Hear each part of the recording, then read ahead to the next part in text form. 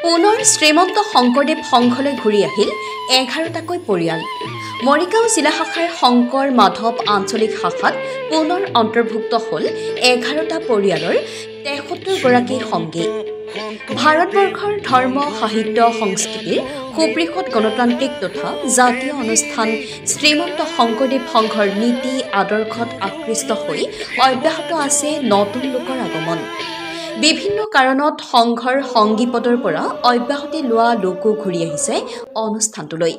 শুকুৰবাৰে মৰিগাঁও জিলাৰ অন্তৰ্গত গেৰুৱা শংকৰ মাধৱ আঞ্চলিক শাখাৰ অন্তৰ্গত গেৰুৱা আতি চেংমৰা প্ৰাথমিক শাখাৰ নামঘৰত নাম প্ৰসংগৰে পুনৰ আনুষ্ঠানিকভাৱে শ্ৰীমন্ত শংকৰদেৱ সংঘৰ সংগী হ'ল 73জন লোক।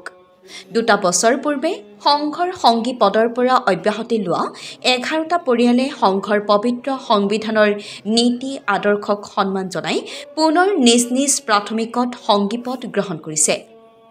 গুৰুজনাৰ আদৰ্শৰ শিৰত লৈ জাতি বৰ্ণ নিৰ্বিশেষে সকলো লোক সম্প্ৰীতিৰ এনাজৰীৰে যাতে বান্ধ খাই থাকে তাকেই বাঞ্ছা কৰি প্ৰভু ভগৱন্তৰ চৰণত প্ৰাৰ্থনা জনাইছে গেৰুৱা শংকৰ মাধৱ আঞ্চলিক শাখাৰ সভাপতি সম্পাদক প্ৰমুখ্যে বাপ আইসকলে।